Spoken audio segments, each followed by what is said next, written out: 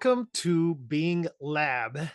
It is a pleasure to record these episodes for you. As you know, we have a bilingual format. I would say sometimes we have episodes in Spanish, and sometimes we have episodes in English to cater to our audience. And I am sure that particularly Spotify, and I believe it is also YouTube that offer closed caption uh, options in case you like to listen to this or any other episode with that support, which is fantastic. In any case, today's episode is titled Language and Emotional Authenticity in the Digital Age. And I am very, very intrigued about where is this conversation going to take me. I always try to prepare in a way in which I can do introspection with you as you are listening. And I imagine what questions you could be ponder on, what concerns may be happening for you and to you as I am sharing ideas. And so I want to encourage you that if at the end of this episode and throughout your interactions with my podcast, you have comments, suggestions for titles, for topics, for other concepts, please send those my way. Me and my team are always eager to hear from you. And last but not least, before we dive into this episode, I would like to invite you to please support us, liking the show, rating the show, and sharing the show, because that helps us grow and reach out to more wonderful people just like you. So my name is Gonzalo Cordo. I'm your host, and we're going to talk about language and emotional authenticity in the digital age. As you know, this particular season, we are talking about two main concepts. We're nearly near the end of this second season, and we've been talking about the importance of language and how language is critical in creating the realities that we live in.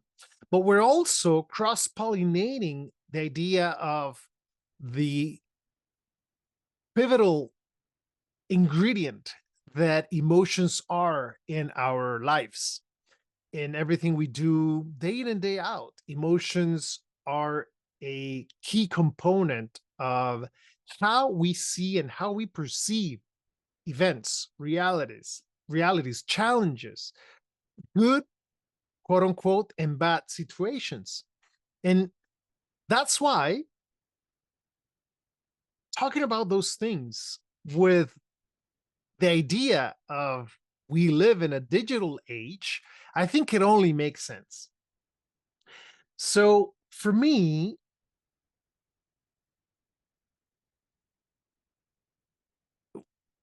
one thing that really surprised me is that when I was a teenager, my grandfather was already in his mid 80s. He was already an old man. He was in great shape.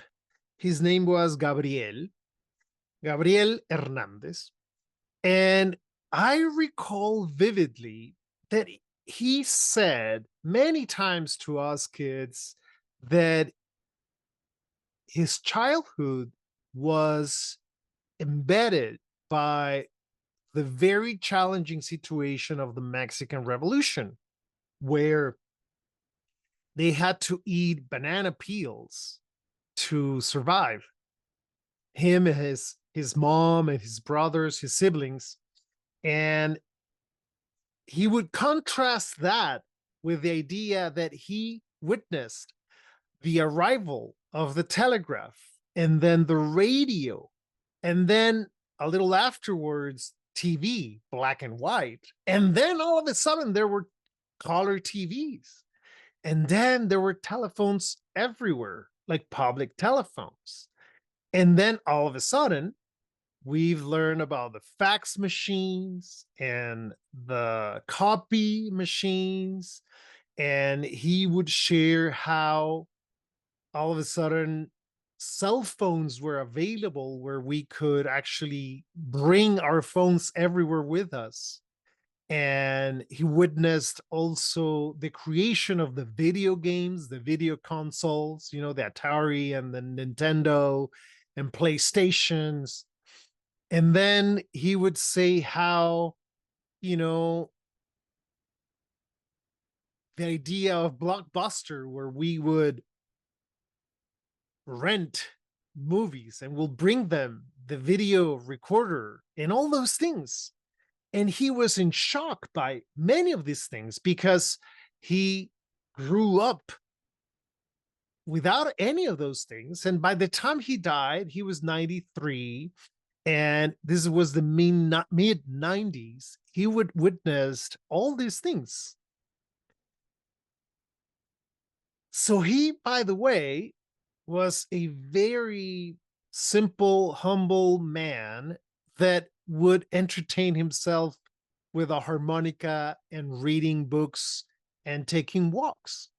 So his connection with digital, with the idea of becoming a digital citizen, was very, very far fetched.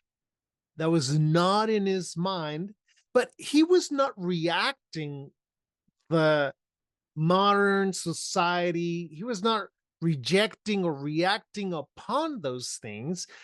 He would always ponder and reflect on how things were changing so fast through his eyes, through his vision of modernity.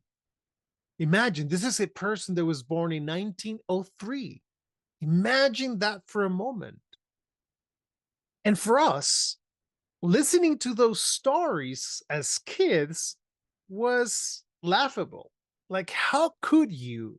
How did you survive in a world where there were no TVs? Well, now I have a teenage daughter that can't even imagine that I used to listen to music on a tape or on the radio and try to record my favorite tunes, waiting for the tune to come out and then press play and record them on my boombox. And that's unthinkable because now with the digitalization of songs, MP3s and all that, we can carry our music on a cloud. So we've become more and more digital. The technologies that are around us are so fast and so accurate, and in a way so perfect that we don't need to think much when we need to make a phone call or when we trying to listen to a song or when we are ready to watch a movie. We don't have to do those things anymore because they are fast, they are accurate, and most of the times are what we expect. Granted, our devices sometimes have hiccups, or the weird gnomes of technology sometimes do strange things and things don't work, and we get so frustrated and so, annoyed. How is this not loading? But we live in a digital age, right? Every now and then we are reminded of that when rarely the power is off or the internet is not good or we are at a restaurant and they don't have Wi-Fi and we get annoyed. So imagine all the emotions that we get triggered by this digital age are of frustration, but also pleasure, but also enjoyment, but also fear, right?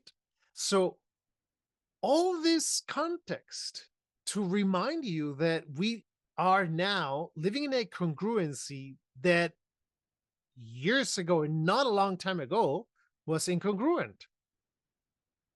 We've all seen pictures of people riding, public transportation, and everyone's looking down, looking at their newspapers. Now they're looking down, but looking at their devices, their phones. And so our attention is only diverted to a different type of device. One made of paper and now made of glass and, all those technological components that allows us to go somewhere else. If you ask me, it's not that very different from a newspaper or from the radio or from a book. It's just the medium is changed, has changed. But in between all those things that happened and all these years of technology that who knows where is this going to take us, congruency seems to be a word that now more than ever begs to be on our radar. And what do I mean by that? Congruency, from my point of view, means that what I think, what I say, the tone of my voice, and my bodily posture is aligned. That's congruency. What I'm thinking, what I'm feeling, what I emote, my body predisposition is aligned, all of it. However, if I think of something, but I say something different, there's no congruency there, right?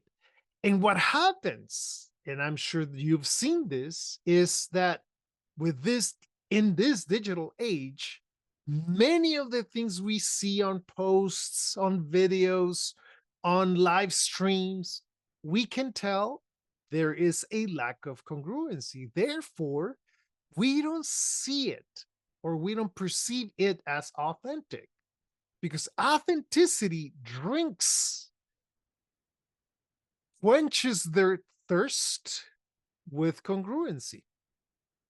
When we feel there's something or someone is not authentic, we can smell that there's a lack of congruency. And so I think we need to start by asking ourselves, am I congruent when I'm sending this message?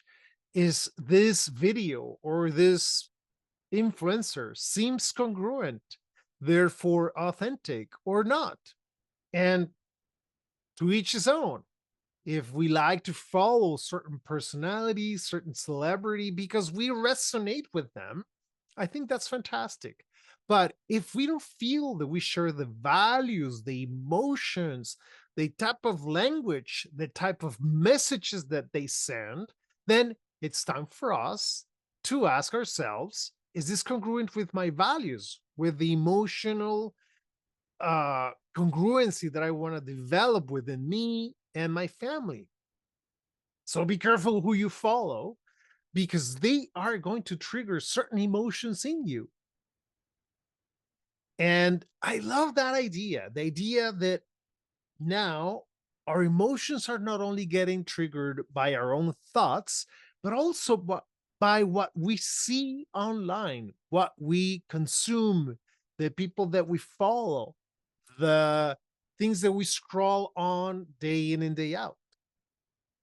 For that matter, digital does not mean fake necessarily. I've seen a lot of phenomenal people posting things and congruent things and amazing ideas and talks or concepts that only inspire me to continue doing this, for instance. But on the other hand, I've always wondered if when we see something that does not resonate with us, instead of scrolling and moving past, we stay sometimes for the sake of curiosity or for the sake of We like to self inflict ourselves. We are sometimes addictive, and addicted to suffering. So maybe the world does not need our suffering or our lack of congruency. Maybe the world needs us to be more and more congruent as we consume all these digital uh, offerings. We are always, day in and day out, in this age, consuming, right? Even when we go grocery shopping and we pay with our phone or with our credit card, there is a digital footprint of what we did, what we got, what we bought, what we rejected, what we, when we ask the clerk for, there was an item missing, we are leaving that also, that digital footprint. Well, the same thing happens with everything that we like or we save or we watch or we put in our my list on Netflix or any other streaming apps. And how does this relate and connects with our selves, with being emotionally conscious? Well, every time we consume a movie, a video, or a TED talk, we are going to experience certain emotions. I'm sure that if you are familiar with TED Talks, in general, TED Talks are very inspiring. They provoke in us asking questions and reflecting on our choices or reflecting on the future or reflecting on the past so that we can continue as a society. If you don't follow them, I encourage you to do it because they have phenomenal offerings for uh, many conferences and amazing topics. And so becoming emotionally conscious not only requires for us to be aware of our emotions, but also the emotions that are portrayed on those videos. And I think we have a responsibility also as adults or as parents, as partners of what we put out there. That's why the commitment of bringing this topic makes, through my view, a lot of sense. In that, when we bring forth conversations of kindness, of compassion, and care to our society, we also create a ripple effect of others getting inspired by those concepts. On the other end, if we create spaces and posts and videos with rage and anger, well, going to also create a ripple effect on others. And I think, as you understand, and as we all know, we don't know the meaning of life. We don't know why we are here in the first place. But what we know is that we are here to give meaning to life. We are here to create a beautiful life, and not necessarily a better life, but a life worth to remember, a life worth to savor after the fact. We also don't know necessarily what happens after we die. We guess, and depending on what you believe, we can make some educated guesses or wishes. Well, we actually do not know until we face that last moment. And so why not bringing the authenticity and the emotional congruency to everything we do in digital spaces? For me, if you ask me, I think it makes a lot of sense. It is congruent with what this podcast is trying to convey and create every time we make another episode. Emotions, as you remember, and as you know, because if you've been following this season, I've talked many times about how they are contained from factory inside our bodies. Emotions are not out there. They're not like that fence behind me or the tree in front of you or the sunset. No, emotions are what happens when you see the fence, when you see the tree, as you witness the sunset. Emotions are triggered by your own assessments of the event, of whatever's happening in front of you. Well, the same thing happens in the digital age. Certain things trigger certain emotions in you depending on who you are. So, our capacity to discern, our capacity to sort or mix and match who we follow and what we engage with speaks volumes of our congruency and our ability to dissect and choose. And I think that's a wonderful thing to do. I remember that when my daughter was very little, we chose to um, feed, so to speak, digital content in a very, I would say, conservative way. Not conservative in our vision, but conservative in the amount, right? Not to feed a lot of digital uh, products or, things. And I think it was the right thing to do because I think up until she was 7 or 8, she was playing with puzzles and books and, blocks and dolls and wooden things and creating things and drawing a lot. And it was not until, that age that we've introduced the digital concepts, which is fantastic too. I think it is a tool that allows us to be creative as well and enjoy life as well. So I am not saying those things are wrong. I'm just saying we need to be mindful and careful and conscious about how and when we, disseminate those things so that the people that we love and ourselves mainly can live a compassionate and kind life. So let me make a pause, a quick pause here to remind you that everything I say or we say in this podcast is not the rule, is not the right thing, is not the correct thing, is not the path. I am only offering a possibility.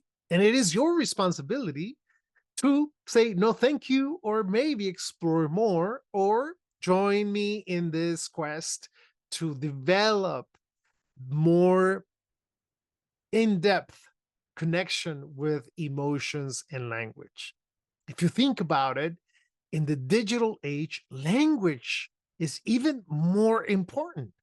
With AI, we need to become even more specific to give ChatGPT and all those platforms correct commands so that what we receive is precisely what we're imagining. So, language, even more than ever, is critical to creating anything you can think of, right? Creating an app or, creating a photograph made by AI. We have to be very specific. And so language and emotions are going to be with us for the long run. And it is our responsibility to educate ourselves, to go deep and understand their connection. Well, this one is a brief one. I encourage you to send me your questions, your concerns, your ideas for any other topics, and remind you that we're about to end this season and begin our third season where we will have guests now. I'm very excited about that because the idea and the promise we're making in BeingLab is to disseminate and share information that can be useful to inspire you to develop yourself, to transform yourself, to change things whether it's personally or professionally. With that said, I thank you for your attention, the attention that you used today to listen or watch to this episode. And once again, please follow us on any platform. We are on Spotify, iTunes, YouTube, and any other platform where you can watch and listen to Being Lab. Thank you so much. Looking forward to our next episode here. Goodbye.